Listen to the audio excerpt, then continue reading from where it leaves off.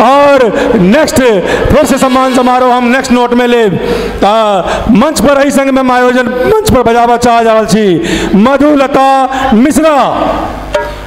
मिश्रा जी से आग्रह जे अपने आओ स्टेज पर अभियो और अपन सुंदर सन आवाज से एठाम उपस्थित समस्त श्रोता बंधु के आनंदित करियन। मधुलता मिश्रा।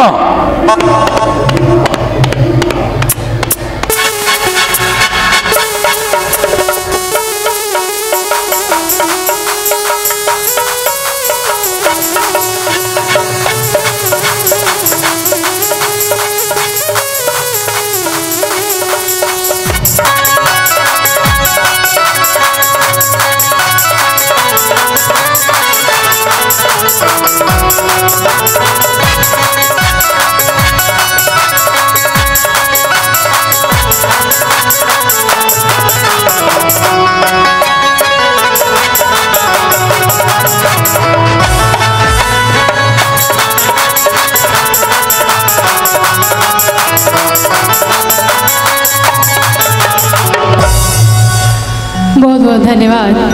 पुनः एक बेर प्रांगण में बैसल समस्त श्रोतागण के हम मधुलता मिश्रा हाथ जोड़ कर प्रणाम करै छी। जेना कि मिथिला के रीत छै जे पाहुन अबै छथिन तो हमरा सबक बीच बहुत रास पाहुन सब बैसल छथिन। हम सब गोटे के सादर प्रणाम करै छी और अपन मिथिला के मंगल गान से हम पाहुन सबके स्वागत करऽ चाहबै। आओ ये मिथिला के बहुत प्रसिद्ध गीत जे स्वागत में गायल जाते अहाँ सबके सुनाब।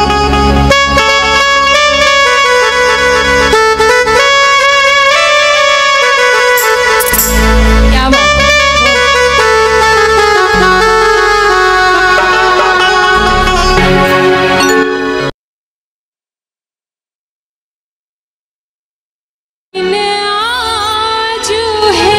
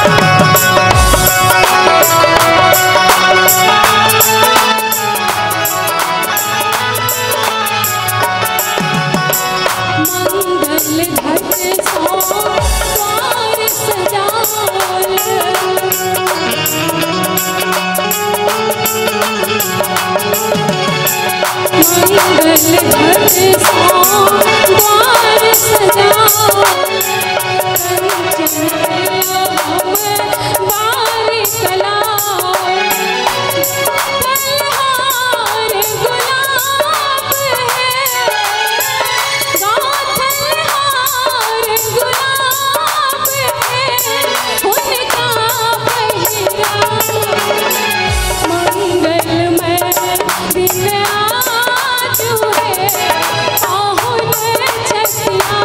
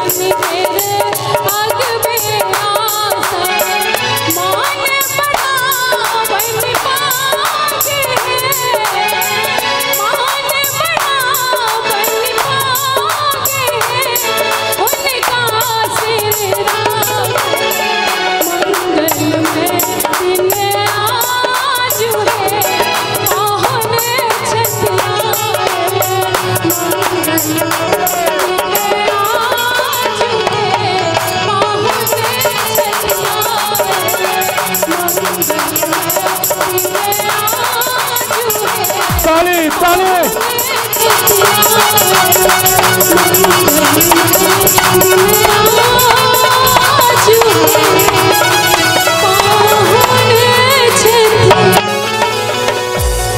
जाओ बहुत नीक प्रस्तुति मंगलमय दिन आज है पाहुन सभी आयल। जोरदार ताली हेबाक चाही। जय कलाकार के उत्साह अहाँ के ताली से बढ़े छै। ताऊ गीत संगीत के कार्यक्रम के आगा बढ़बैत